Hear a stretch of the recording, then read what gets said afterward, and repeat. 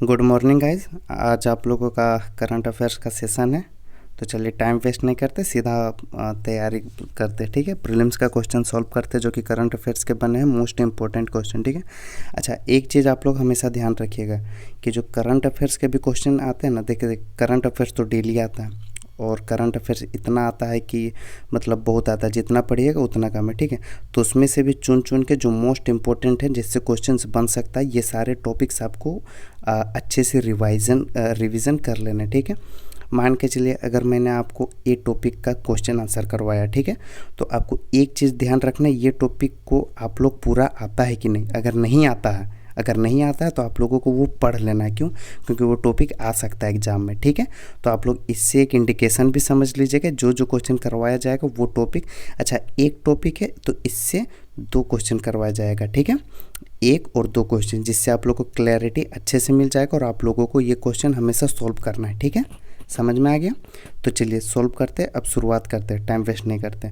अच्छा PYQ का आप लोगों ने अगर नहीं कर रहे तो PYQ का भी आप लोग इसी चैनल पे करते जाइएगा, हर सब्जेक्ट का आता रहेगा। ठीक है, चलिए अब शुरू करते हैं, टाइम वेस्ट नहीं करते। देखिए हम लोग आज फर्स्ट क्वेश्चन है, बोल रहा है कि जैसे कि देखिए इसमें से दोस्तों ये बोल रहा है कि इन सारे स्टेटमेंट्स में जो भी स्टेटमेंट्स हैं उनमें से कौन कौन से सही है।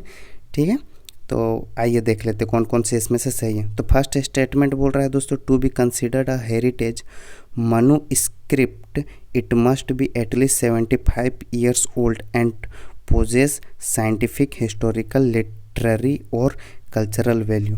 क्या बोल रहा है दोस्तों कि पहले समझिए हेरिटेज मतलब क्या होता है, विरासत, यानी हमारे जो पूर्वज का विरासत है जो छोड़ के गए वो हेरिटेज होता है।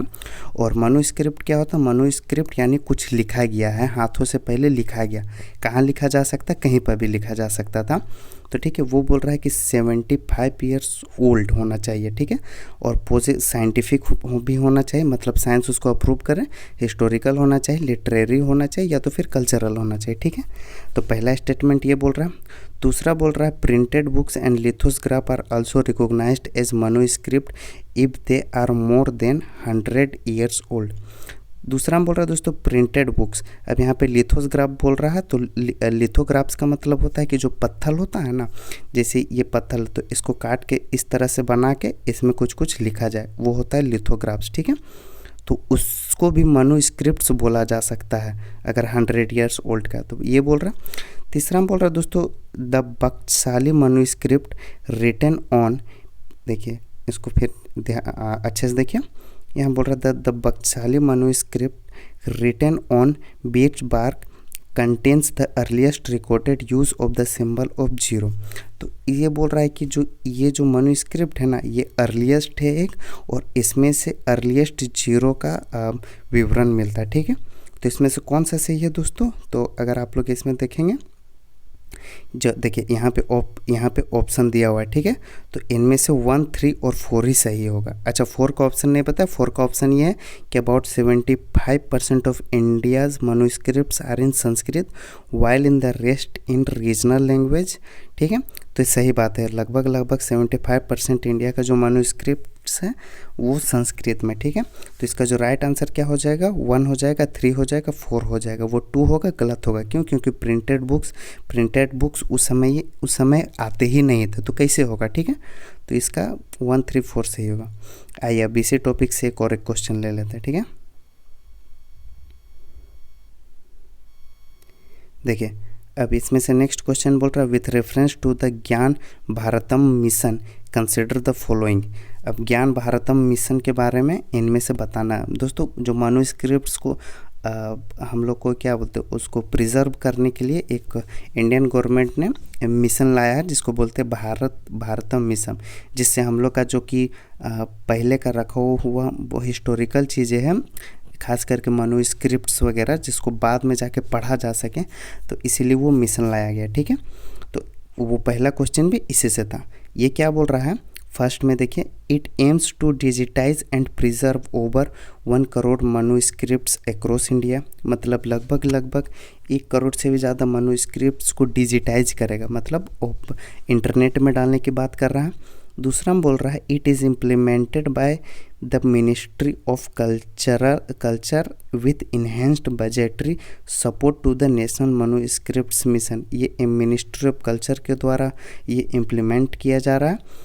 तीसरा हम बोल रहा है दोस्तों the mission includes collaboration with countries like Thailand, Vietnam and Mongolia to strength cultural diplomacy. तो देखिए तीसरा में क्या बोल रहा है दोस्तों, इन सारे कंट्रीज़ को जोड़ के भी इसमें कोलाबोरेशन किया जा रहा है, थाईलैंड, वियतनाम और मंगोलिया को। और चौथा में बोल रहा है only Sanskrit manuscripts are covered under the scope of this mission. ये बोल रहा है कि सिर्फ संस्कृत ही कवर किया जाएगा। तो ऐसा नहीं है दोस्तों, और भी हो सकते हैं जैसे तमिल वगैरह होते हैं। तो इसका जो राइट आंसर होगा वो 1, 2 और 3 होगा। ठीक है, तो इसका राइट आंसर बी हो जाएगा। ठीक है, तो इसका राइट आंसर क्या हो जाएगा, बी हो जाएगा। अब आइए नेक्स्ट क्वेश्चन देखते हैं। देखिए नेक्स्ट क्वेश्चन बोल रहा है अब टॉपिक, अब देखिए अब टॉपिक चेंज हो गया। ठीक है, अब टॉपिक चेंज हो गया। तीसरा हम बोल रहा है दोस्तों which of the following categories of games are recognised under the promotion and regulation of online gaming act 2025। यानी कि ये जो एक्ट है इसके तहत इनमें से कौन सा कैटेगरीज रिकॉग्नाइज्ड किया गया है इन सारे गेमों में। तो पहला है ई स्पोर्ट्स, दूसरा है ऑनलाइन सोशल गेम्स और तीसरा में ऑनलाइन मनी गेम्स। तो ये सब इसके अंदर आ जाएंगे। ठीक है दोस्तों, ये 2025 का जो एक्ट बनाया गया ये सारे जितने भी इंटरनेट वाले गेम है ये सब इसके अंदर आ जाएंगे। तो इसका जो राइट आंसर हो जाएगा वो सी हो जाएगा। ठीक, 1, 2, 3। आइए अब नेक्स्ट देखते हैं।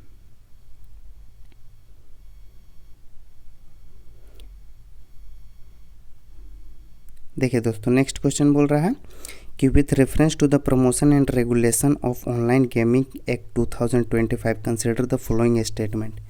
फिर उसी के बारे में तो ये बोल रहा है दोस्तों, फर्स्ट में क्या बोल रहा है, the act empowers a national level regulator two categories games, register platforms and handle complaints. ये पहला बोल रहा है दोस्तों कि एक्ट एम्पावर कर रहा है नेशनल लेवल रेगुलेट, मतलब कि नेशनल लेवल में कहीं पर भी हो ये एक्ट पास होगा, मतलब कि उसके तहत काम में लाया जा सकता है। ठीक है, दूसरा बोल रहा है कि रजिस्टर प्लेटफॉर्म, मतलब जो भी प्लेटफॉर्म रजिस्टर किए हुए एंड हैंडल कंप्लेंट, और जो भी कंप्लेंट्स खिला पाएंगे वो सभी।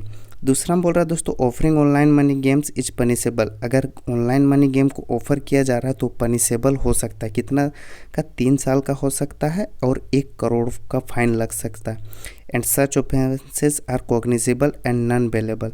देखिए कॉग्निजेबल का मतलब क्या होता है कि एक होता है नॉन कॉग्निजेबल जो कि आपको वारंट चाहिए, जो कि पुलिस अगर आपको गिरफ्तार करेगी नॉन कॉग्निजेबल में तो पुलिस को वारंट चाहिए, लेकिन कॉग्निजेबल में पुलिस को वारंट नहीं चाहिए, आपको बिना वारंट के गिरफ्तार कर सकती है। और दूसरा में होता है नॉन बेलेबल।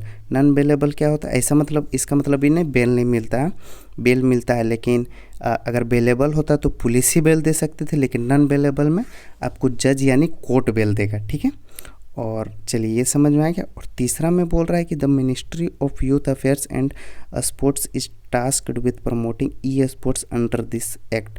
तो इसको जो जिम्मा मिला वो किसको मिला, यूथ अफेयर्स एंड, ठीक है, यूथ अफेयर्स को मिला। तो इसका जो राइट आंसर है दोस्तों वो तीनों सही है, 1, 2, 3 तीनों सही हो जाएगा। ठीक है, आइए देखिए इसका 1, 2, 3 तीनों सही है। चलिए दोस्तों अब नेक्स्ट टॉपिक में देखते हैं। ठीक है, नेक्स्ट टॉपिक बोल रहा है कि with the recently tested supersonic target missile developed by DRDO is primarily design to. देखिए अभी हाल ही में हमारे DRDO द्वारा एक मिसाइल टेस्ट किया जिसका नाम है स्टार। इसका स्टार का फुल फॉर्म क्या है, स्टार का इसका मतलब सुपरसोनिक और इसका मतलब टारगेट हो गया। ठीक है, तो इसमें से कौन सा स्टेटमेंट है जो सही है। पहला हम बोल रहा है destroy enemy warship with supersonic strikes. दूसरा हम बोल रहा है simulate enemy missile threats for training and interception practice. यानी दूसरा हम बोल रहा है दोस्तों कि इनेमी जैसा ये व्यवहार करेगा। क्यों व्यवहार करेगा, क्योंकि अपने हमारे जो सिस्टम है उन सबको चेक करने के लिए और ट्रेन करने के लिए, जैसे रडार हो गया, एयरफोर्स हो गया, इन सबको ट्रेन करने के लिए। दूसरा हम बोल रहा है launch satellite into earth orbit. और चौथा हम बोल रहा है delivery nuclear warhead at long ranges. तो इसका जो राइट आंसर हो जाएगा दोस्तों वो बी हो जाएगा। ये किस लिए बना है, ये स्टार बना है कि अपने आप को ट्रेनिंग करने के लिए। क्या करने के लिए दोस्तों, कि मतलब जैसे देखिए होता है क्या है ना, जैसे मान के चलिए क्रिकेट खेलता है, ठीक है, तो हम लोग क्रिकेट खेलते तो मान के चलिए इंडिया का कोई टीम के साथ मैच है, ए का इस टीम के साथ मैच है, तो ऐसा तो नहीं कि ये आज उठे और कल मैच खेलने चलते, पहले प्रैक्टिस भी तो करते हैं। तो प्रैक्टिस किसके साथ करते हैं? अपने बॉलर साथ, अपने बैट्समैन साथ, ठीक है ना। तो वैसा हमारे पास भी तो कुछ होना चाहिए ना, जिससे हम लोग प्रैक्टिस से जान पाए हम लोग को कौन कौन सा सिस्टम कैसा काम कर रहा, रडार कैसे काम कर रहा, एयरफोर्स का कैसा सिस्टम कैसे कर रहा, और भी जो सारे मिसाइल्स है वो कैसे काम कर रहे, ठीक है। तो ये क्या करेगा ना, ये इस तरह से है कि ये दुश्मन की तरह ट्रीट करेगा, मतलब कि, और इसको टारगेट करके हमारे सारे जो वेपन्स है वो टेस्ट किए जाएंगे, ठीक है। तो क्या इससे पहले क्या होता था? इससे पहले भी होता था, तो कुछ हम लोग ड्रोन से करते थे, कुछ इंपोर्ट किया जाता था। ये इंडिजीनियस है, याद रखिएगा, ये क्वेश्चन मोस्ट इंपॉर्टेंट क्वेश्चन है, इसको हमेशा याद रखिएगा। ये इंडिजीनियस है, यानी कि खुद से बनाया हुआ, ठीक है। आइए अब नेक्स्ट क्वेश्चन लेते हैं दोस्तों। देखिए नेक्स्ट क्वेश्चन बोल रहा है कि विथ रेफरेंस टू द, फिर इसी के बारे में देखा गया, अब इसके बारे में पूछा गया है। तो इसके बारे में पहला ऑप्शन क्या है? It uses a dual propulsion system with a solid rocket booster for launch and liquid fuel ramjet for sustained supersonic flight। तो देखिए ये बोल रहा है ये डुअल प्रोपल्सन सिस्टम यूज कर रहा है। इसका मतलब क्या होता है दोस्तों कि डुअल प्रोपल्सन मतलब कि दो तरह का इसमें क्या बोलते हैं फ्यूल होता है, एक सॉलिड में होता है और एक लिक्विड में होता है। सॉलिड वाला कब यूज होता है? जैसे मान के चलिए कि ये रॉकेट है, ठीक ना, तो इसको जो ज़मीन से भेजा जाएगा ना, तो यहाँ पे इसको सॉलिड चाहिए, सॉलिड बूस्टर चाहिए, ठीक है, जिसमें आग लगाया जाए और तुरंत ये इसको धकेल दे। जब ये अपना रेंज पकड़ ले तब इसमें फिर लिक्विड वाला फ्यूल से ये अपना रेंज में आ जाए, ठीक है। तो ये बोल रहा है, यानी कि इसमें डुअल प्रोपल्सन सिस्टम यूज हुआ है। दूसरा हम बोल रहा है it can be launched only from aircraft such as LCA Tejas as the system is not compatible with land and based launchers.